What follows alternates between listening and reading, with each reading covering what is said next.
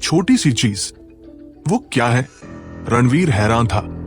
उसे कुछ समझ नहीं आया। आर्थर उठा, अपने हाथ ताली बजाई और जोर से चिल्लाया, ठीक है, तुम अंदर आ सकती हो। आर्थर के इतना कहते ही यूनिफॉर्म पहने खूबसूरत लंबी महिलाओं का एक समूह अंदर आया। इनमें से हर महिला किसी अप्सरा से कम नहीं थी, लेकिन उनका स्टाइल अलग अलग था। कुछ सेक्सी और मैच्योर थी, तो कुछ मासूम और क्यूट। मिस्टर देशमुख, ये सभी न्यूटाउन यूनिवर्सिटी की छात्राएं हैं जो मैंने ढूंढी हैं। प्लीज देखिए, अगर आपको कोई पसंद हो आप इन्हें अभी ले जा सकते हैं। आर्थर ने दांत पीसते हुए कहा। रणवीर ने यूनिफॉर्म पहने महिलाओं के समूह को घूरा और फिर दो ज्यादा सेक्सी महिलाओं की ओर इशारा किया। उसने हल्के से कहा, ये दोनों काफी अच्छी लग रही हैं, बाद में मेरे साथ चलना। मिस्टर देशमुख, आपकी पसंद वाकई कमाल की है। ये दोनों लड़कियां अभी कच्ची हैं, आपको इन्हें अच्छी तरह सिखाना होगा। आर्थर ने मुस्कान के साथ कहा। मिस्टर बैनर्जी, आपकी मेहरबानी। अगर आप मिस्टर साहनी के साथ मिलकर मेहनत करेंगे तो मैं गारंटी देता हूं कि आपका भविष्य असीमित होगा। रणवीर ने आर्थर के कंधे पर थपथपाया, फिर मुड़ा और कमरे से बाहर निकल गया। आर्थर वहीं खड़ा रहा और रणवीर की पीठ को देखता रहा। उसके चेहरे पर असाधारण खुशी थी। आर्थर अच्छी तरह जानता था कि रणवीर में कोई बड़ी खामी नहीं थी। उसे बस महिलाओं से लगाव था, और वह ऐसा था जो हर तरह की महिला को आजमाना चाहता था। इसलिए आर्थर ने रणवीर से मिलने से पहले ही ये सब तैयारियां कर ली थी, जिसका लक्ष्य उसकी पसंद को पूरा करना था। आखिरकार अगर कोई रणवीर के साथ अच्छे संबंध बना ले तो वह सीधे अनुराग के साथ अच्छे संबंध बनाने के बराबर था। दूसरी ओर रुद्र घर लौटने के बाद ईशा से थोड़ी देर बात की और फिर अपने कमरे में आराम करने चला गया। हाल ही में रुद्र अपनी ओपनिंग सेरेमनी की वजह से बहुत व्यस्त था, इसलिए उसे ज्यादा आराम नहीं मिला था। मगर अब सब कुछ व्यवस्थित हो चुका था। रुद्र आखिरकार चैन की नींद सो सकता था। ओपनिंग सेरेमनी में बस 2 दिन बचे थे। जब रुद्र उठा तो अगली सुबह के 10 बज चुके थे। रुद्र ने अपना फोन देखा तो लोपमुद्रा का एक टेक्स्ट मैसेज आया था। लोपमुद्रा न्यूटाउन छोड़ चुकी थी। हालांकि उसने वादा किया था कि वह रुद्र की ओपनिंग सेरेमनी वाले दिन समय पर पहुंचेगी। रुद्र ने संक्षेप में समय और जगह का जवाब दिया, फिर फ्रेश होने के लिए बाथरूम में चला गया। करीब आधे घंटे बाद रुद्र अकेले न्यूटाउन यूनिवर्सिटी पहुंचा। हालांकि जब रुद्र क्लासरूम में गया तो उसे लगा कि माहौल थोड़ा खराब है। हर कोई घबराकर कुछ फुसफुसा रहा था। रुद्र ने क्लासरूम में नजर दौड़ाई, लेकिन उसे विवेक, देवेश्वर और नारायण नहीं दिखे। क्या वे तीनों क्लास बंक कर रहे हैं? रुद्र की आंखों में संदेह की एक झलक कौन थी। रुद्र, तुम यहां हो? महर ने अचानक रुद्र को देखकर आवाज दी। हाँ, रुद्र ने हल्के से सिर हिलाया, फिर उलझन में पूछा, महर, क्या तुम्हें पता है विवेक और बाकी 2 कहाँ गए? वे क्लास क्यों नहीं आए? यह जानना जरूरी था कि सभी छात्रों को रुद्र जितने विशेषाधिकार, प्रिविलेजेस नहीं थे।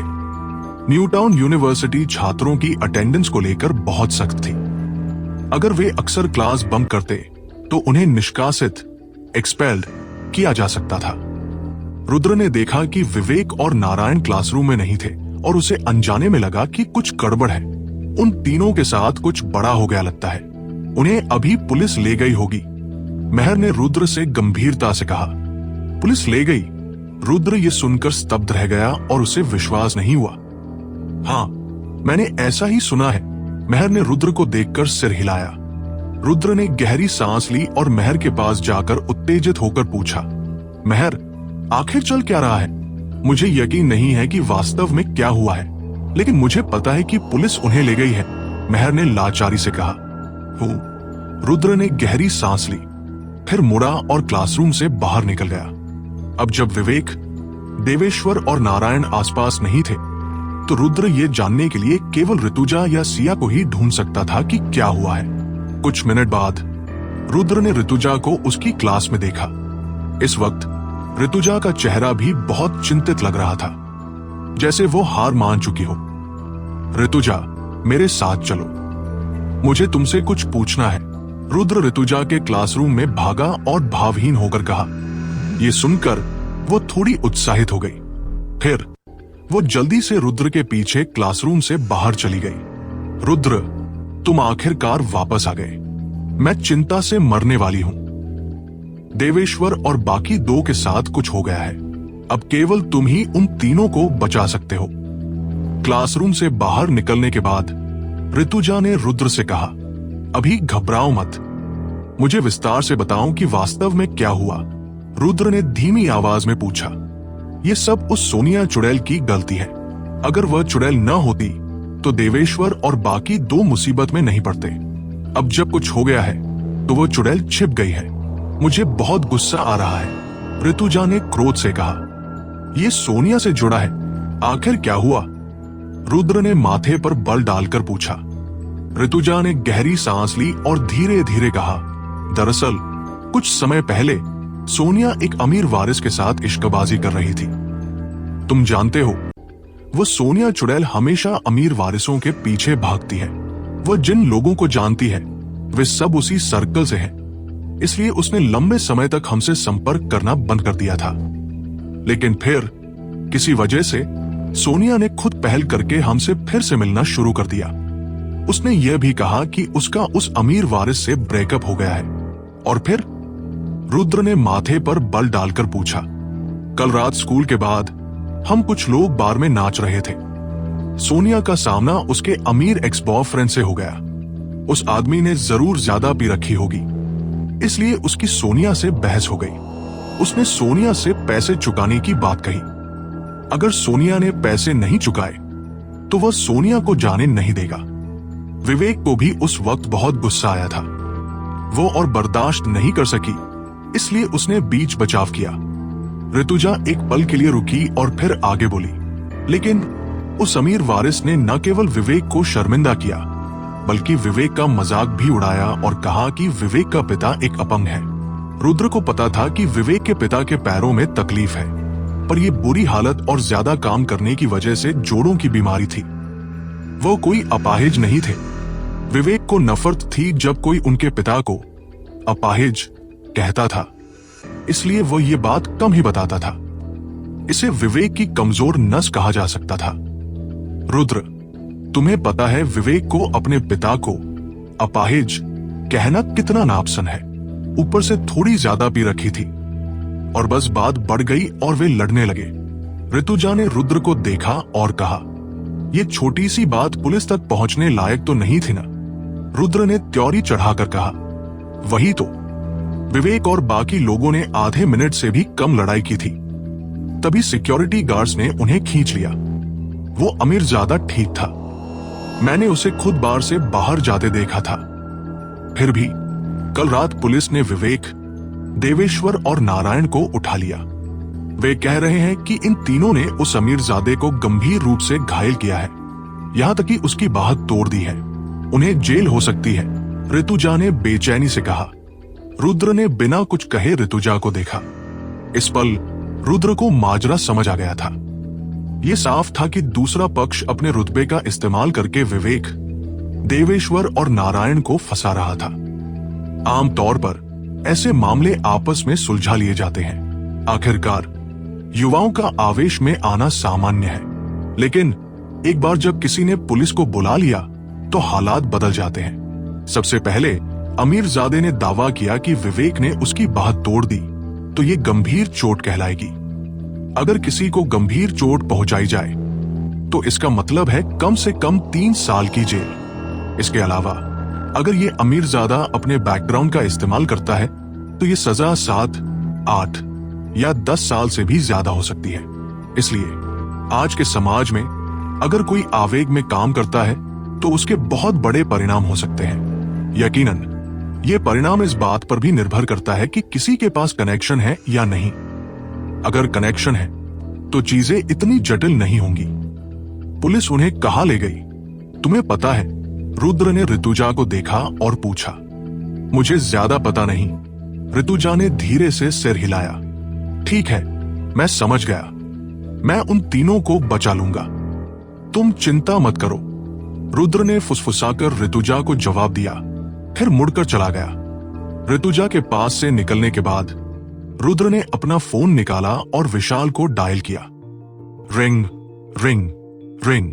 विशाल अब रुद्र को अपना महान उपकारी मानता था, इसलिए उसने तुरंत फोन उठाया और सम्मान से पूछा, मिस्टर सिंघानिया, कोई हुक्म है? इंस्पेक्टर सिंह, मेरे 3 दोस्तों को आपके लोगों ने उठा लिया है। मुझे पता लगाने में मदद करो कि वे अब कहां हैं और क्या हुआ है, रुद्र ने जल्दी से कहा। रुद्र अपने दोस्तों विवेक, देवेश्वर और नारायण की सुरक्षा को लेकर बहुत चिंतित था, इसलिए उसकी आवाज में अभी भी बेचैनी थी। मिस्टर सिंघानिया, आपके तीनों दोस्तों के नाम क्या है? विशाल ने जल्दी से जवाब दिया। विवेक, देवेश्वर, नारायण, रुद्र ने जवाब दिया। ठीक है मिस्टर सिंघानिया, मेरे फोन का इंतजार कीजिए, विशाल ने जवाब दिया और फोन रख दिया। रुद्र ने अपना फोन रखने के बाद चुपचाप इंतजार किया। लगभग 5 मिनट बाद रुद्र को विशाल का फोन आया। उसे पता चला कि विवेक और बाकी 2 अब शहर के मुख्यालय में हैं, इसलिए रुद्र ने ज्यादा कुछ नहीं कहा। उसने न्यूटाउन यूनिवर्सिटी छोड़ा और टैक्सी लेकर शहर के मुख्यालय पहुंच गया। जब रुद्र थाने पहुंचा तो उसने देखा कि विशाल पहले से ही दरवाजे पर रुद्र का इंतजार कर रहा था। रुद्र ने विशाल को देखा तो मन ही मन तारीफ की। विशाल सच में एक भरोसेमंद आदमी था। इंस्पेक्टर सिंह, आप यहां क्यों? रुद्र ने जानते हुए भी पूछा। मिस्टर सिंघानिया, आप न्यूटाउन से परिचित नहीं हैं। बहुत से लोग आपको नहीं जानते। मुझे चिंता थी कि आपको अकेले आने में बहुत मुश्किल होगी, इसलिए मैं खास तौर पर आ गया। मैं आपको नगर निगम ब्यूरो के चीफ से मिलवा दूंगा। इस तरह से चीजें आसान हो जाएंगी, विशाल ने फुसफुसाकर कहा। शुक्रिया, रुद्र ने ज्यादा कुछ नहीं कहा और बस जवाब दिया। लेकिन विशाल के लिए उसे बस यही शुक्रिया चाहिए था। अगर वह मुंबई के महान मिस्टर सिंघानिया को अपना एहसानमंद बना सकता है तो उसे भविष्य में यकीनन बहुत फायदा होगा। मिस्टर सिंघानिया, आइए जल्दी से अंदर चले। विशाल तुरंत रुद्र को हॉल के अंदर ले गया। विशाल के साथ होने की वजह से रुद्र आसानी से न्यूटाउन के इंचार्ज इस्माइल से मिल पाया। नमस्ते मिस्टर सिंघानिया। इस्माइल ने जरूर विशाल से रुद्र की पहचान जान ली होगी, इसलिए वो बहुत सम्मानजनक था। उसने खुद खड़ा होकर रुद्र के पास आया और गर्मजोशी से अभिवादन किया। नमस्ते चीफ इस्माइल, रुद्र ने उदासीनता से जवाब दिया। मिस्टर सिंघानिया, मैंने पहले भी आपके बारे में सुना है। आज आपको देखकर लग रहा है आप एक युवा हीरो हैं। इस्माइल शायद रुद्र के साथ दोस्ताना बातें करने की योजना बना रहा था, पर रुद्र का मूड इस्माइल के साथ बकवास करने का नहीं था। उसने सीधे कहा, चीफ इस्माइल, मैं आज यहां अपने 3 दोस्तों के लिए आया हूं। मेरे दोस्त कहां हैं और क्या हो रहा है? मिस्टर सिंघानिया, मैंने अभी अभी हालात के बारे में पूछा।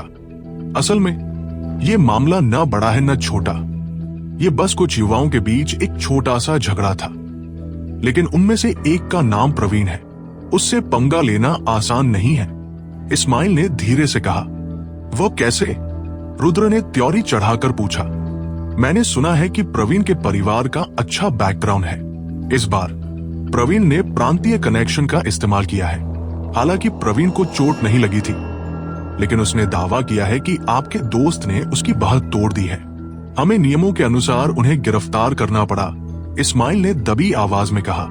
तो आप कह रहे हैं कि प्रवीण ने अपने कनेक्शन का इस्तेमाल करके मेरे दोस्तों को फंसाया है, सही कहा? रुद्र ने धीमी आवाज में पूछा।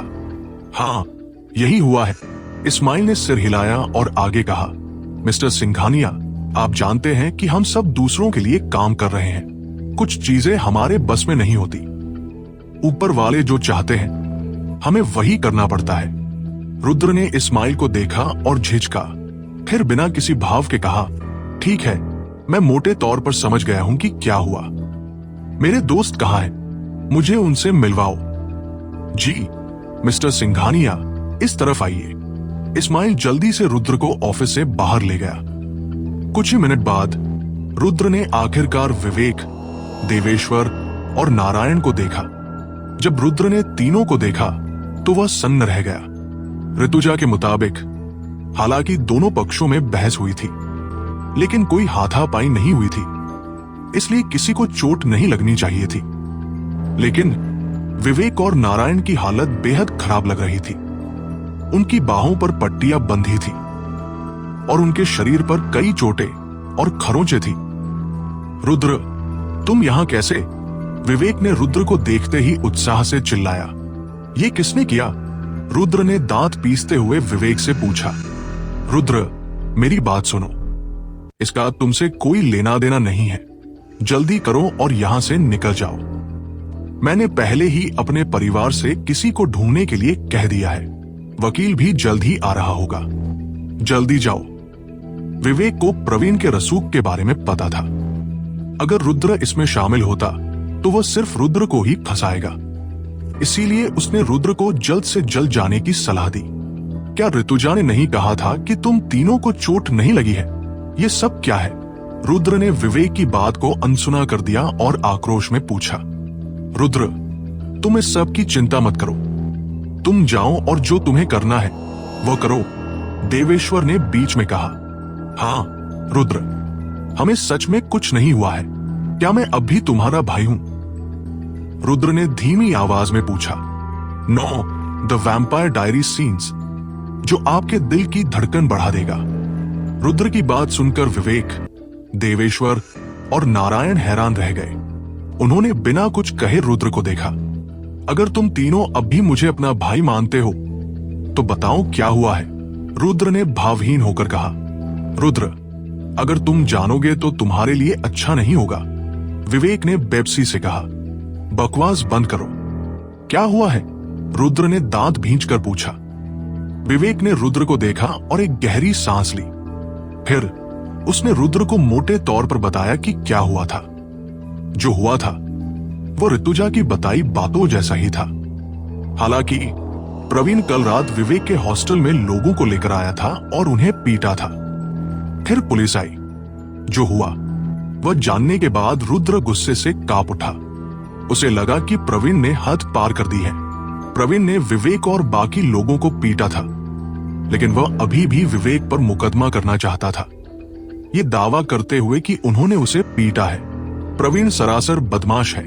रुद्र ने एक गहरी सांस ली और सख्ती से कहा। इस दौरान रुद्र ने कई अमीर वारिसों, रिच heirs को देखा था।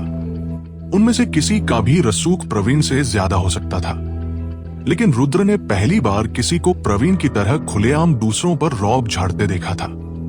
रुद्र, तुम इस सब की चिंता मत करो। प्रवीण को भड़काने की सारी गलती मेरी है। मैंने नारायण और देवेश्वर को फंसाया, लेकिन कोई बात नहीं। मैं अपने पारिवारिक कनेक्शन का इस्तेमाल करूंगा और सारा इल्जाम खुद पर ले लूंगा। बस देवेश्वर और नारायण को कुछ नहीं होना चाहिए, विवेक ने रुद्र से चिंतित होकर कहा। विवेक, तुम ही क्या बकवास कर रहे हो? क्या हमने पहले ही इस पर चर्चा नहीं की थी?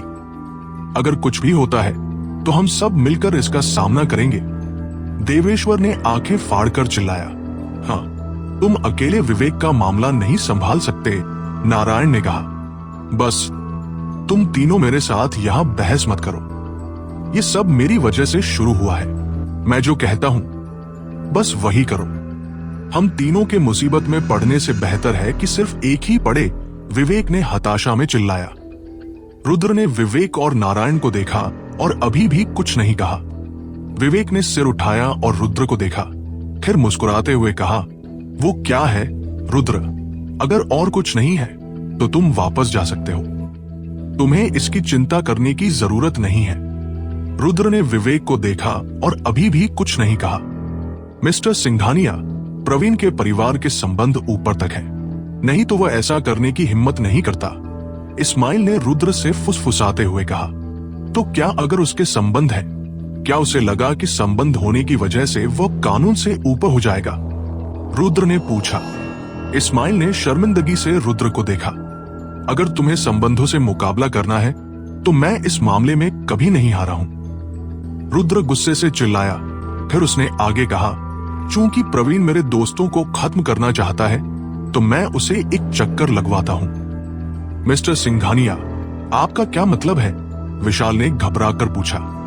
सीधा सा मतलब है, पहले मेरे दोस्त को छोड़ो, रुद्र ने भावहीन होकर कहा। मधुमेह हमेशा के लिए खत्म हो जाएगा। सोने से पहले करे ये काम 79 साल की उम्र में भी मर्दाना ताकत 10 गुना कैसे बढ़ाए। मैंने सुबह 7 बजे ये खाया, सुबह 8 बजे ही ब्लड शुगर 4 पर पहुंच गया। विशाल की आंखों में एक अजीब सी चमक आई और फिर उसने इस्माइल की ओर देखा।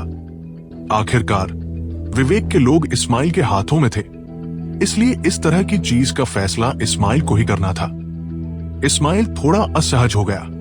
उसने एक गहरी सांस ली और रुद्र से फुसफुसाया, मिस्टर सिंघानिया, बड़े अधिकारियों का इरादा इन तीनों को गिरफ्तार करने का है। अगर मैं उन्हें अभी छोड़ देता हूं तो मुझे चिंता है। तुम्हें किस बात की चिंता है? रुद्र ने पूछा। इस्माइल ने बिना कुछ कहे रुद्र को देखा। क्या तुम्हें चिंता है कि तुम किसी ऐसे व्यक्ति को नाराज कर दोगे जिसे तुम्हें नहीं करना चाहिए? रुद्र ने दबंगई से पूछा। विवेक, देवेश्वर और नारायण ने रुद्र को हैरान आंखों से देखा। उन्होंने कभी नहीं सोचा था कि रुद्र में इस्माइल से इस तरह बात करने की हिम्मत होगी। हालांकि वे जानते थे कि रुद्र का कुछ रसूख हो सकता है, लेकिन उन्हें यह नहीं पता था कि रुद्र का रसूख इतना भयानक होगा। चीफ इस्माइल, अगर आपको किसी ऐसे व्यक्ति को नाराज करने की चिंता है जिसे आपको नहीं करना चाहिए, तो क्या आपको मुझे नाराज करने की चिंता नहीं है? रुद्र ने इस्माइल की ओर देखा और आगे कहा। इस्माइल को समझ नहीं आया कि वो क्या करे। उसने एक गहरी सांस ली और धीमी आवाज में कहा, मिस्टर सिंघानिया, आप मेरे लिए चीजों को मुश्किल बना रहे हैं। बस अगर तुम अभी मेरे दोस्तों को जाने देते हो तो भविष्य में अगर कोई तुम्हें परेशान करने की हिम्मत करता है तो मैं तुम्हारी मदद करूंगा। रुद्र ने इस्माइल की ओर देखा और हल्के से कहा, मिस्टर सिंघानिया, क्या आप सच कह रहे हैं? इस्माइल ने जल्दी से कहा, बेशक, मैंने कहा है, मैं सारे परिणाम भुगतने के लिए तैयार हूं। रुद्र ने हल्के से कहा, ठीक है, मैं जाता हूं और अब औपचारिकताएं पूरी करता हूं। रुद्र की बात सुनकर इस्माइल को राहत मिली। वो मुड़ा और जाने ही वाला था। हालांकि जब इस्माइल मुड़ा तो कुछ नौजवान हंसते बोलते अंदर आए। सामने वाले आदमी को देखकर इस्माइल चौंक गया। फिर वो जल्दी से मुड़ा और रुद्र से कहा, मिस्टर सिंघानिया, ये प्रवीण है। रुद्र ने अपनी आंखें सिकोड़ी और बिना कुछ कहे प्रवीण को देखा। विवेक, देवेश्वर और नारायण की आंखों में गुस्सा भरा था, लेकिन वे कुछ भी बोलने की हिम्मत नहीं कर पाए क्योंकि वे जानते थे कि अगर उन्होंने बवाल किया तो ये उनके फायदे में नहीं होगा। लेकिन रुद्र को जो बात समझ नहीं आ रही थी वो ये थी कि सोनिया भी प्रवीण के साथ थी और प्रवीण का हाथ उसके कंधे पर था। इस पल सोनिया पहले जितनी गर्वित, प्राउड नहीं दिख रही थी। उसके नाजुक चेहरे पर चिंता की एक झलक थी। विवेक ने रुद्र को बताया था कि सोनिया ने प्रवीण से ब्रेकअप कर लिया है, लेकिन प्रवीण उसे लगातार परेशान कर रहा था। इसीलिए विवेक और बाकी लोगों का प्रवीण के साथ झगड़ा हुआ था। मगर अब तो ऐसा लग रहा था कि सोनिया और प्रवीण ने समझौता कर लिया है। सोनिया की वजह से विवेक और बाकी लोगों की इतनी पिटाई हुई और उन पर जेल जाने तक का खतरा मंडरा रहा था। लेकिन सोनिया ने विवेक और बाकी लोगों को नजरअंदाज कर दिया और यहां तक कि प्रवीण के साथ सिटी ब्यूरो में आई। रुद्र की नजर में सोनिया की छवि एकदम निचले स्तर पर आ गई थी। पहले रुद्र को लगा था कि सोनिया एक भौतिकवादी, मटेरियलिस्टिक लड़की है, लेकिन उसका चरित्र बुरा नहीं है। हालांकि रुद्र ने कभी नहीं सोचा था कि सोनिया इस तरह की इंसान निकलेगी। मिस्टर प्रवीण, आप यहां? इस्माइल प्रवीण को नाराज नहीं करना चाहता था, इसलिए उसने पहल करके प्रवीण से बात की। चीफ इस्माइल, कल रात मुझे पीटने वाले वो तीनों लोग कहाँ हैं? मैं उनसे मिलना चाहता हूं। प्रवीण ने अहंकार से जवाब दिया। वे यही हैं, इस्माइल ने जल्दी से कहा। प्रवीण ने इस्माइल पर एक नजर डाली और विवेक, देवेश्वर और नारायण की ओर बढ़ गया। कैसा चल रहा है तुम तीनों का अंदर?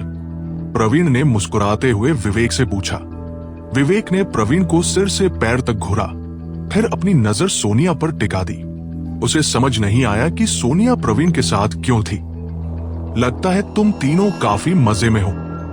मैं यहाँ मुख्य रूप से तुम तीनों को ये बताने आया हूँ कि सोनिया ने अपना मन बदल लिया है और हम फिर से साथ आ गए हैं, प्रवीण ने मुस्कुराते हुए कहा। विवेक, देवेश्वर और नारायण तीनों हैरान रह गए और उन्हें विश्वास नहीं हुआ। सोनिया, क्या चल रहा है? विवेक ने अविश्वास में सोनिया से पूछा। विवेक, मुझे माफ करना, सोनिया ने विवेक को फुसफुसाते हुए जवाब दिया। सोनिया, क्या तुमने हमें नहीं बताया था कि तुम इस आदमी के साथ नहीं रहना चाहती? तुमने इससे समझौता क्यों कर लिया? क्या हो रहा है? क्या तुम हमारे साथ मजाक कर रही हो? देवेश्वर चिल्लाया। प्रवीण ने देवेश्वर को ऊपर से नीचे तक देखा, फिर मुस्कुराकर बोला, अरे मोटे, क्या तुम्हें अभी भी समझ नहीं आया कि क्या हो रहा है? मेरा और सोनिया का पहले थोड़ा मनमुटाव था, लेकिन अब हम दोनों के बीच का झगड़ा सुलझ गया है और हम फिर से साथ आ गए हैं। असंभव, ये नहीं हो सकता। विवेक को विश्वास नहीं हो रहा था कि प्रवीण की बात सच है। उसने परेशानी में चिल्लाकर सोनिया से पूछा, सोनिया, मुझे सच बताओ, क्या यही बात है? सोनिया ने विवेक की ओर देखा और उसकी आंखों में झिझक की एक झलक दिखी। सोनिया, कुछ बोलो, क्या ये सच है? विवेक ने आंखें फाड़कर चिल्लाया। हाँ, ये सच है। मेरा और प्रवीण का फिर से पैचअप हो गया है, सोनिया ने अपने होंठ चबाए और धीमी आवाज में कहा। रुद्र ने सोनिया को शांति से देखा और एक शब्द भी नहीं कहा। विवेक, देवेश्वर और नारायण को भी विश्वास नहीं हुआ। उन्हें लगा कि उन्हें मूर्खों की तरह इस्तेमाल किया गया है। अगर सोनिया ने ये नहीं कहा होता कि प्रवीण ने उसके साथ दुर्व्यवहार किया है, तो विवेक ने उसकी मदद नहीं की होती। लेकिन अंत में वे फिर से साथ आ गए। विवेक और बाकी लोगों को समझ नहीं आया कि वे क्या कहें। ठीक है, मेरा तुम लोगों के साथ बकवास करने का मूड नहीं है, चूंकि मेरा और सोनिया का समझौता हो गया है और तुम लोग सोनिया के दोस्त माने जाते हो, इसलिए मैं तुम तीनों के लिए आगे मुश्किलें पैदा करने का इरादा नहीं रखता। अगर तुम तीनों अभी मुझसे माफी मांगते हो तो मैं तुम तीनों को छोड़ दूंगा, प्रवीण ने मुस्कुराते हुए विवेक से कहा। तुम चाहते हो कि मैं तुमसे माफी मांगू? विवेक की आंखें फैल गई और उसने गुस्से में चिल्लाया, सही कहा, तुम तीनों ने मुझे मारा था। क्या तुम तीनों माफी नहीं मांगोगे? अगर तुम माफी नहीं मांगना चाहते तो कोई बात नहीं, तुम मेरे वकील से सुनने का इंतजार करना। प्रवीण मुस्कुराया और बोला, ये तो बहुत मजाकिया है। तुम वो थे जिसने हम तीनों को पीटा था। तुम ठीक हो, लेकिन अब तुम चाहते हो कि हम तुमसे माफी मांगे। सोनिया के धोखे की वजह से विवेक का मूड पहले से ही खराब था। उसने गुस्से में कहा, क्यों? प्रवीण ने व्यंग्य किया और तिरस्कार से कहा, मैं तुम्हें अभी बताता हूं क्यों। सिर्फ इसलिए क्योंकि मैं तुमसे ज्यादा अमीर हूं और मेरी पारिवारिक पृष्ठभूमि तुमसे बेहतर है। तुम्हें अभी मुझसे माफी मांगनी होगी। अगर तुम माफी नहीं मांगते तो तुम्हें पूरी जिंदगी जेल में रहना पड़ेगा। विवेक, जल्दबाजी मत करो, जल्दी करो और माफी मांगो। माफी मांगने के बाद तुम जा सकते हो, सोनिया ने विवेक से कहा। सोनिया सही कह रही है, अगर तुम अभी माफी मांगते हो तो तुम जा सकते हो। मैं तुम तीनों को सिर्फ सोनिया की वजह से जाने दे रहा हूं। अगर सोनिया न होती तो मैं तुम्हें जाने नहीं देता, प्रवीण ने अहंकार से कहा। विवेक, जल्दी करो और माफी मांगो। तुम प्रवीण का मुकाबला नहीं कर सकते। सीन बनाने की जरूरत नहीं है, सोनिया ने चिंता से कहा। मैं माफी क्यों मांगू? विवेक की आंखें आंसुओं से भर गई जब वह कांपती हुई आवाज में चिल्लाया।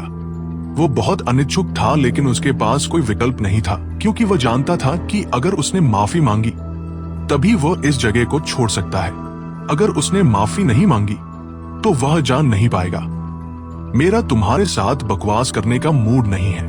मैं तुम्हें आखिरी मौका देता हूं। तुम माफी मांगोगे या नहीं? प्रवीण ने झुंझलाहट में विवेक से पूछा। माफी तो तुम्हें मांगनी चाहिए, है ना? रुद्र ने अचानक कहा। प्रवीण मुड़ा और रुद्र की ओर देखा और तिरस्कार से बोला, तुम कौन हो? क्या तुम्हें बोलने का हक है?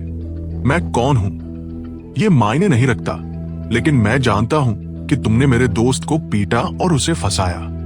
माफी तो अभी तुम्हें मांगनी चाहिए। रुद्र ने शांत लहजे में प्रवीण से कहा। आह, धिक्कार है तुम लड़के, प्रवीण ने खड़े होने की कोशिश करते हुए कहा। सोनिया ने प्रवीण को रोकने के लिए हाथ बढ़ाया, फिर रुद्र से फुसफुसाकर कहा, रुद्र, तुम्हें नहीं पता कि क्या हो रहा है? क्या तुम बोलना बंद कर सकते हो? जैसे ही विवेक और बाकी लोग माफी मांग लेंगे, ये मामला खत्म हो जाएगा। ये खत्म हो जाएगा। रुद्र ने सोनिया की ओर देखा और व्यंग्य किया। फिर उसने विवेक और बाकी 2 लोगों की ओर इशारा किया और चिल्लाया, विवेक और बाकी 2 को अच्छी तरह देखो। अब तुम चाहती हो कि वे माफी मांगे ताकि उन्हें छोड़ दिया जाए। कैसे? तुम क्या जानते हो? चीजें वैसी नहीं है जैसा तुम सोचते हो।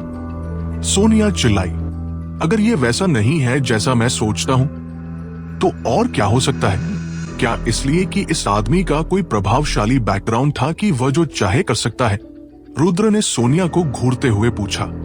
रुद्र, मैं तुमसे विनती करती हूं, मुसीबत खड़ी मत करो। सोनिया ने अपना होंठ काटा और घबराकर कहा, मैं मुसीबत खड़ी नहीं कर रहा हूं। आज के मामले की कोई व्याख्या जरूर होनी चाहिए। रुद्र ने धीमी आवाज में जवाब दिया। तुम कौन होते हो? तुम मुझसे व्याख्या चाहते हो? रुद्र की बात सुनकर प्रवीण बहुत नाखुश हुआ। वो खड़ा हुआ और रुद्र को घूरने लगा। प्रवीण, जल्दबाजी मत करो। रुद्र ने बस उलझन में गलत बात कह दी। सोनिया जल्दी से खड़ी हुई और प्रवीण को रोकने की कोशिश की। दफा हो जाओ। प्रवीण ने सोनिया को एक तरफ धकेल दिया।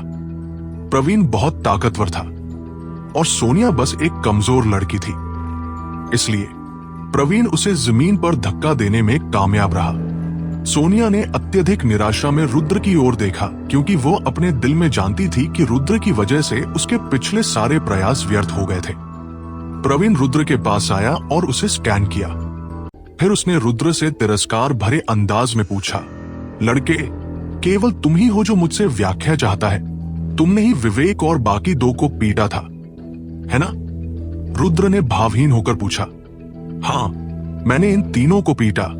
तो तुम क्या करने वाले हो? प्रवीण ने होंठ सिकोड़कर धमकी दी। मैं क्या करने वाला हूं?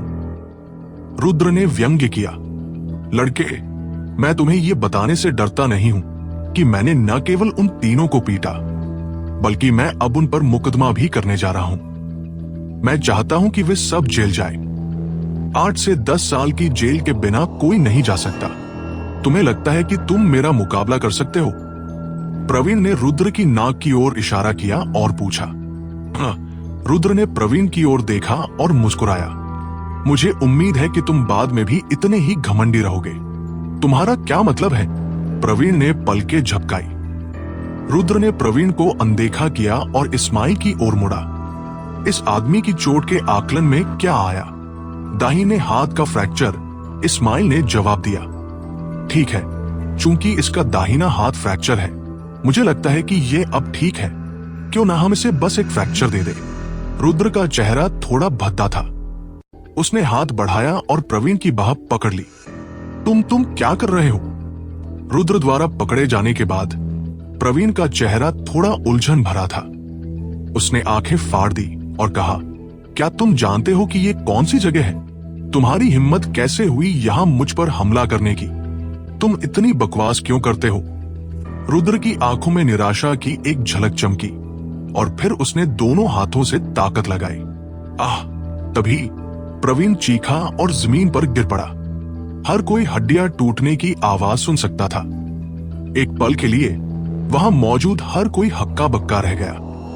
वे अपने चेहरे पर अविश्वास का भाव लिए जमीन पर जमे रहे। किसी ने उम्मीद नहीं की थी कि रुद्र यहां प्रवीण की बाह तोड़ने की हिम्मत करेगा। और ये सब इतनी अचानक हुआ कि इस्माइल और विशाल को भी पता नहीं चला कि क्या हो रहा है। प्रवीण अपनी बाह को सहलाते हुए जमीन पर पड़ा कराह रहा था। उसका चेहरा दर्द से भरा था। मैं खत्म हो गया, मैं खत्म हो गया, मैं खत्म हो गया, मैं खत्म हो गया, मैं खत्म हो गया। जब सोनिया ने यह दृश्य देखा तो उसका चेहरा निराशा से भर गया, क्योंकि उसे उम्मीद नहीं थी कि रुद्र ऐसा करेगा। रुद्र के कार्यों ने उसके पिछले सभी प्रयास पूरी तरह से बर्बाद कर दिए थे। देवेश्वर और नारायण रुद्र को हैरानी में देख रहे थे, जैसे उन्हें पता ही नहीं था कि क्या हुआ है। तुम सब क्या कर रहे हो? इसने अभी मेरी बाह तोड़ दी। क्या तुमने नहीं देखा? जल्दी करो और इसे गिरफ्तार करो। मैं इसे मारना चाहता हूं। प्रवीण ने जमीन पर पड़े पड़े इस्माइल पर चिल्लाया। इस्माइल लाचार लग रहा था। आखिरकार एक तरफ प्रवीण था और दूसरी तरफ रुद्र। इन दोनों लोगों से पंगा नहीं लिया जा सकता था। इस्माइल को साफ तौर पर पता नहीं था कि किसकी मदद करे, इसलिए इस्माइल और विशाल ने इस समय ऐसा नाटक किया जैसे उन्होंने कुछ नहीं देखा। जब दूसरे पुलिसकर्मियों ने देखा कि इस्माइल ने प्रतिक्रिया नहीं दी, तो उन्होंने स्वाभाविक रूप से दखल देने की हिम्मत नहीं की। पहले तुमने मेरे दोस्त पर तुम्हारा दाहिना हाथ तोड़ने का आरोप लगाया था। अब जब मैंने सच में तुम्हारा दाहिना हाथ तोड़ दिया है, तो हम इसे बराबर मानेंगे। रुद्र ने फीकी मुस्कान के साथ प्रवीण को देखा, फिर प्रवीण की ओर आगे बढ़ने लगा। तुम और क्या करना चाहते हो? क्या तुम जानते हो कि मैं कौन हूं? अगर तुमने मुझे फिर से छूने की हिम्मत की, तो मैं तुम्हें इस दुनिया में आने का पछतावा जरूर करवाऊंगा। तुम ये याद रखना। प्रवीण ने रुद्र पर चिल्लाया। क्या तुम मुझे धमकी दे रहे हो? रुद्र ने व्यंग्य किया। सोनिया जानती थी कि रुद्र प्रवीण पर हमला करने की योजना बना रहा है, इसलिए वह जल्दी से रुद्र के सामने खड़ी हो गई और चिल्लाई, रुद्र, क्या तुम जानते हो कि तुम क्या कर रहे हो? तुमने बहुत मुसीबत खड़ी कर दी है। अब रुक जाओ, हट जाओ। रुद्र सोनिया से बहुत नफरत करता था। आखिरकार इस सब की असल गुनहगार यही औरत थी। मैं नहीं हटूंगी। तुम सचमुच उसे नहीं मार सकते, वरना प्रवीण तुम्हें बिल्कुल नहीं छोड़ेगा, सोनिया चिल्लाई।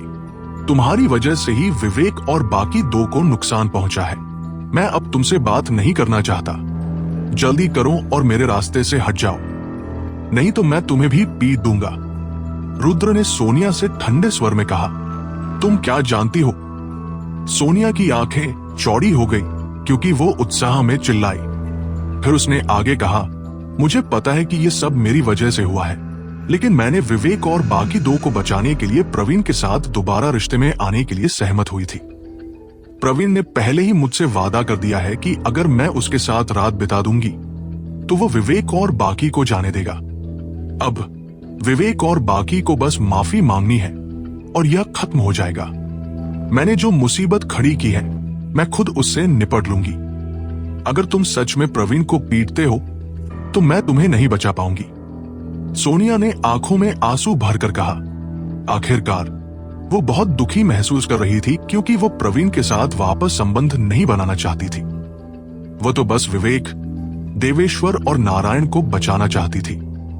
सोनिया की बातें सुनकर विवेक को आखिरकार समझ में आया कि क्या हो रहा है।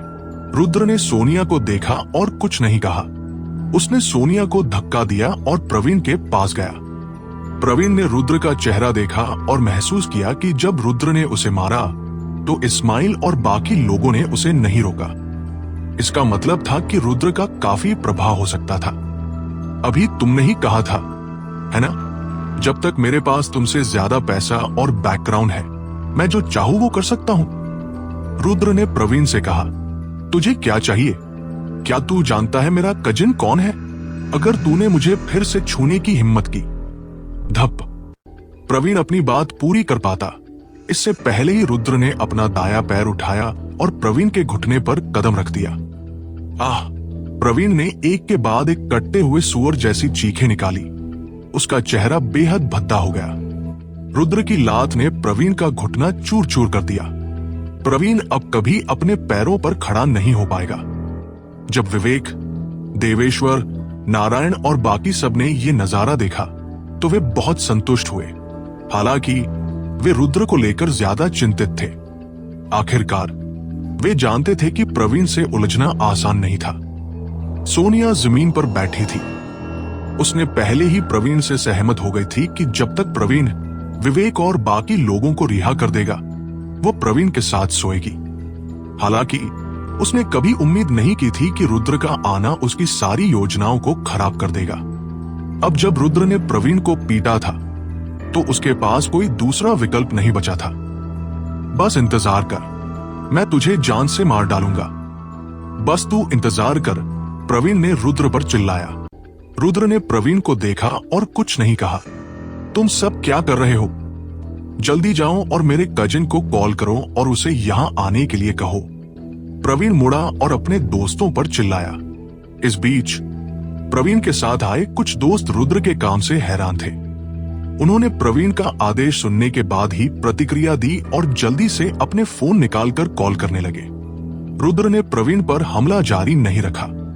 इसके बजाय वो इस्माइल की ओर मुड़ा और कहा, क्या तुम अब मेरे दोस्त को जाने दे सकते हो? ठीक है, ठीक है।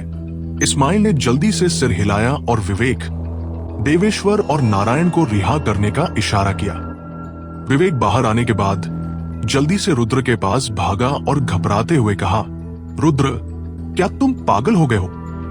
तुमने उसे क्यों मारा? क्या तुम्हें पता है कि इससे तुम्हें कितनी मुसीबत होगी? हाँ, रुद्र, क्या तुम बहुत आवेगी, इंपल्सिव नहीं हो रहे हो? देवेश्वर ने भी माथे पर बल डाला। कोई बात नहीं, ये आदमी मेरा कुछ नहीं बिगाड़ सकता, चिंता मत करो। रुद्र ने बेपरवाही से जवाब दिया, पूछते हुए, क्या तुम तीनों ठीक हो? हम ठीक हैं, मुझे बस तुम्हारी चिंता है, विवेक ने लाचारी से कहा।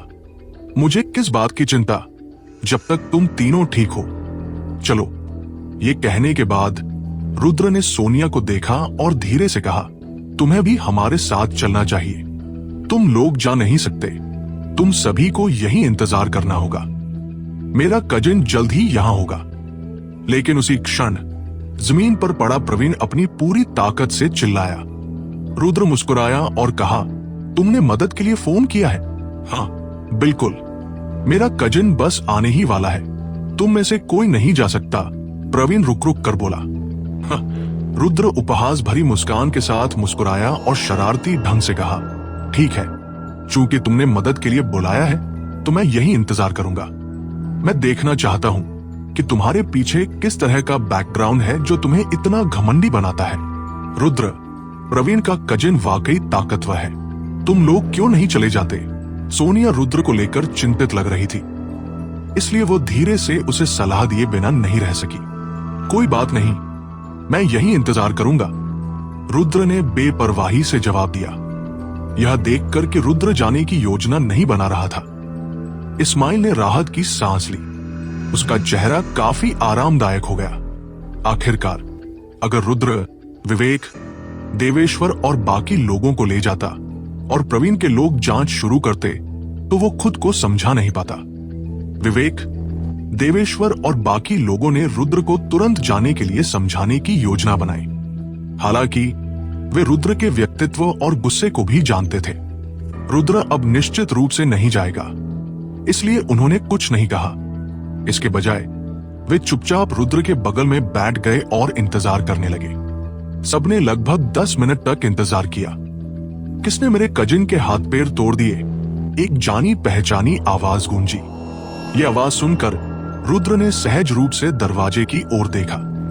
जब रुद्र ने गुस्से में अंदर आने वाले नौजवान को देखा तो वो मुस्कुराए बिना नहीं रह सका। फिर उसने चुपके से आह भरी कि उसका इस व्यक्ति से किस्मत का संबंध है। अरे, मैं यहां हूं, जल्दी से मुझे सहारा दो। प्रवीण एक स्ट्रेचर पर था। मेडिकल स्टाफ बाहर इंतजार कर रहा था, लेकिन प्रवीण जाने को तैयार नहीं था। उसने जिद की कि वो अपने कजिन के आने का इंतजार करेगा। नौजवान ने प्रवीण के साथ जो हुआ वह देखकर गुस्से में चिल्लाया। फिर वो प्रवीण के पास भागा। आखिरकार प्रवीण न्यूटाउन में एक जाना माना अमीर वारिस था। उसे स्कूल में वर्जिन कॉलेज छात्राओं को ढूंढना और उन्हें नौजवान को देना पसंद था। जब भी प्रवीण मुसीबत में पड़ता तो नौजवान उसके लिए इसे सुलझाता था। अरे, तुम अब क्यों आए हो? जब प्रवीण ने नौजवान को देखा तो वो रो पड़ा। आखिर किसने मेरे छोटे कजिन को इस हाल में पीटा है? जल्दी से सामने आओ। नौजवान ने दांत पीसते हुए क्रूरता से चिल्लाया। मैंने किया, रुद्र, जो कोने में चुपचाप बैठा था, धीरे से बोला। तुम? नौजवान मुड़ा और रुद्र को देखा। हालांकि जब उसने देखा कि वो व्यक्ति कौन है तो वह हैरान रह गया और अचानक चिल्लाना बंद कर दिया। वो असामान्य रूप से हैरान था और उसके चेहरे पर डर का एक भाव था। अभी एक दिन भी नहीं हुआ और हम फिर से मिल गए, रुद्र ने मुस्कुराते हुए नौजवान से कहा। नौजवान को विश्वास नहीं हुआ। उसने जल्दी से अपनी आंखें मली और फिर कुछ ऐसा किया जिसकी वहां मौजूद किसी ने उम्मीद नहीं की थी। नौजवान धम से घुटनों के बल बैठ गया। बेशक नौजवान इसलिए नहीं बैठा क्योंकि रुद्र ने उसे ऐसा करने के लिए कहा था, बल्कि इसलिए कि वह रुद्र से दहशत में था। एक पल के लिए वहां मौजूद लगभग हर कोई हक्का बक्का रह गया। किसी को समझ नहीं आया कि क्या हो रहा है। सबने सोचा था कि प्रवीण का चचेरा भाई रुद्र को आसानी से नहीं छोड़ेगा। शायद वो रुद्र को जेल भी भिजवा देगा। तब ये एक मुकाबला होगा कि किसके रिश्ते ज्यादा ताकतवर है। लेकिन किसी ने उम्मीद नहीं की थी कि रुद्र को देखने के बाद प्रवीण का चचेरा भाई रुद्र के सामने घुटने टेक देगा। हर कोई अविश्वास में था। चचेरे भाई, तुम घुटने क्यों टेक रहे हो? प्रवीण ने घुटने टेके हुए युवक को देखकर त्योरी चढ़ाकर पूछा। भोंदू, चुप रह। युवक ने उसे घूर कर देखा। प्रवीण ने युवक के चेहरे को देखा और भी ज्यादा उलझन में पड़ गया। आखिरकार प्रवीण ने उस युवक को उसकी मदद के लिए बुलाया था, लेकिन कौन जानता था कि युवक घुटने टेक देगा। रुद्र ने अपने सामने के युवक को देखा और मुस्कुराए बिना नहीं रह सका। ये युवक कोई और नहीं बल्कि समीर था, जो कल रात ही रुद्र के शिकंजे से भाग निकला था। रुद्र ने कभी नहीं सोचा था कि ये इतना संयोग होगा कि प्रवीण का चचेरा भाई समीर होगा। हालांकि ये रुद्र के लिए एक अच्छी बात भी थी। आखिरकार समीर अब रुद्र की पहचान और पृष्ठभूमि के बारे में बहुत साफ जानता था, इसलिए बाकी चीजें कहीं ज्यादा सरल हो सकती थी। मिस्टर सिंघानिया, आप यहां? युवक ने घुटने टेके हुए हकलाते हुए रुद्र से पूछा। तुम यहां क्या कर रहे हो? आत्मसमर्पण, रुद्र ने समीर से धीरे से पूछा। नहीं, मैंने सुना कि मेरे चचेरे भाई को पीटा गया है, इसलिए मैं आया। लेकिन मुझे उम्मीद नहीं थी कि ये आप होंगे, मिस्टर सिंघानिया। मिस्टर सिंघानिया, मुझे माफ कर दीजिए। मेरे चचेरे भाई ने आपको पहचाना नहीं। ये सब मेरे चचेरे भाई की गलती है। मैं उसे अभी यहां से ले जाता हूं, समीर ने घबराते हुए रुद्र से कहा। रुद्र ने समीर को ऊपर से नीचे तक देखा, फिर बिना किसी भाव के कहा, तुमने अभी तक ये नहीं समझा है कि क्या हो रहा है, और तुम पहले से ही सोचते हो कि ये तुम्हारे चचेरे भाई की गलती है। कोई बात नहीं, मेरे चचेरे भाई ने आपको नाराज किया है, मिस्टर सिंघानिया। ये मेरे चचेरे भाई की ही गलती है। समीर अच्छी तरह जानता था कि रुद्र कितना खतरनाक है, इसलिए अगर उसके पास 10,000 हिम्मत भी होती तो वो रुद्र को नाराज करने की हिम्मत नहीं करता। ठीक है, ये लड़की अब तुम्हारे चचेरे भाई के साथ नहीं रहना चाहती, लेकिन तुम्हारा चचेरा भाई उसे परेशान कर रहा था। फिर मेरे दोस्त का तुम्हारे चचेरे भाई के साथ एक छोटा सा झगड़ा हुआ और तुम्हारे चचेरे भाई ने मेरे दोस्त को जेल भिजवाना चाहा, रुद्र ने समीर को शांति से बताया। रुद्र की बातें सुनकर समीर ने जोर से सांस ली और जल्दी से कहा, मिस्टर सिंघानिया, मुझे नहीं लगता कि आपने जो किया उसमें कुछ भी गलत है। मैं जानता हूं कि मेरे इस चचेरे भाई को सबक सिखाने की जरूरत है। मिस्टर सिंघानिया, आपने सही काम किया है। तो क्या तुम्हारा चचेरा भाई भविष्य में मेरे दोस्त से झगड़ा करेगा? रुद्र ने कैजुअली समीर से पूछा। मिस्टर सिंघानिया, आप क्या कह रहे हैं? अगर आप उसे 100 हिम्मत भी दे तो वो आपके दोस्त को भड़काने की हिम्मत नहीं करेगा। मैं वापस जाकर उसे सबक सिखाऊंगा। चिंता मत कीजिए मिस्टर सिंघानिया, समीर ने सम्मानपूर्वक कहा। जब तुम समझते हो तो मैं बकवास नहीं करूंगा। जल्दी करो और निकल जाओ, रुद्र ने समीर से फुसफुसाया। रुद्र की बात सुनकर समीर ने जरा भी झिझक नहीं दिखाई और जल्दी से भीड़ पर चिल्लाया, तुम लोग अभी भी वहां क्यों खड़े हो? जल्दी करो और प्रवीण को यहां से निकालो। स्ट्रेचर पर लेटा प्रवीण समझ नहीं पा रहा था कि क्या हो रहा है। उसने चिल्लाया, चचेरे भाई, तुमने मेरी मदद के लिए इस आदमी को सबक नहीं सिखाया। तुम मुझे क्यों ले जा रहे हो? भाड़ में जाओ। समीर ने प्रवीण के चेहरे को देखा और सोचा कि अगर प्रवीण ने आज इतनी जल्दी प्रतिक्रिया नहीं दी होती तो वो रुद्र के साथ मुश्किल में पड़ जाता। इसलिए समीर के मन में कोई और विचार नहीं आया। उसे जल्द से जल्द इस जगह को छोड़ना था और रुद्र नाम के उस राक्षस से दूर जाना था। हालांकि प्रवीण में दिमाग नहीं था, पर वो समीर के चेहरे के भाव से महसूस कर सकता था कि कुछ गड़बड़ है। इसलिए उसने और कुछ नहीं कहा और सबको उसे एम्बुलेंस में ले जाने दिया। एक पल बाद समीर जल्दी से प्रवीण के साथ वहां से चला गया। वहां मौजूद लोगों को अभी भी समझ नहीं आया था कि क्या हो रहा है। खासकर सोनिया को, उसे विश्वास नहीं हो रहा था कि उसने अभी अभी क्या देखा था। आखिरकार प्रवीण ने हमेशा उसे बताया था कि उसका चचेरा भाई न केवल एक बड़ी हस्ती है, बल्कि उसका पारिवारिक पृष्ठभूमि भी बहुत ताकतवर है। हालांकि आज सोनिया पहली बार प्रवीण के चचेरे भाई से मिली और ये निराशाजनक निकला। सोनिया हैरान थी। यकीनन सोनिया भी समझ गई कि उन सभी ने शायद रुद्र की ताकत को कम आंका था। विशाल और इस्माइल भी थोड़े हक्के बक्के थे, क्योंकि उन्होंने केवल देवनगर के मिस्टर सिंघानिया के भयानक प्रभाव के बारे में सुना था, लेकिन उन्होंने इसे अपनी आंखों से कभी नहीं देखा था। इस बार दोनों आखिरकार समझ गए कि ये तथाकथित देवनगर का मिस्टर सिंघानिया कितना भयानक है। इस देश में कितने लोग समीर को इतना डरा सकते थे। चीफ इस्माइल और इंस्पेक्टर सिंह, मुझे माफ करना कि आज मैंने आप दोनों को परेशान किया। अगर और कुछ नहीं है तो मैं अपने दोस्तों को लेकर जाता हूं।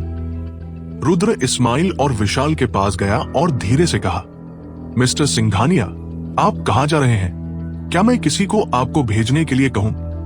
इस्माइल ने जल्दी से पेशकश की। ठीक है, पहले मेरे दोस्तों को अस्पताल ले जाओ ताकि उनकी ठीक से जांच हो सके। रुद्र ने सिर हिलाया। ठीक है, ठीक है, मैं अभी इंतजाम करता हूं। ठीक है, रुद्र ने जवाब दिया, फिर मुड़कर चला गया। इस पल विवेक, देवेश्वर और नारायण रुद्र को घूरते हुए लग रहे थे। अब उन तीनों को बहुत संदेह था। हालांकि तीनों जानते थे कि रुद्र की पृष्ठभूमि साधारण नहीं है और वो शायद एक अमीर ज़्यादा है, पर उन्होंने उम्मीद नहीं की थी कि रुद्र की पृष्ठभूमि इतनी मजबूत होगी। यहां तक कि इस्माइल जैसा व्यक्ति भी रुद्र के आदेशों को सुनता है। कुछ मिनट बाद हर कोई पुलिस की कार में बैठा और सीधे अस्पताल के लिए रवाना हो गया। इस्माइल ने विवेक और बाकी लोगों को न्यूटन यूनिवर्सिटी से भी संपर्क किया और सब कुछ स्पष्ट कर दिया। उन्होंने अपनी ड्यूटी में चूक की थी और गलत व्यक्ति को गिरफ्तार किया था। इससे यूनिवर्सिटी भी इस वजह से विवेक और बाकी दोनों को सजा नहीं दे पाएगी।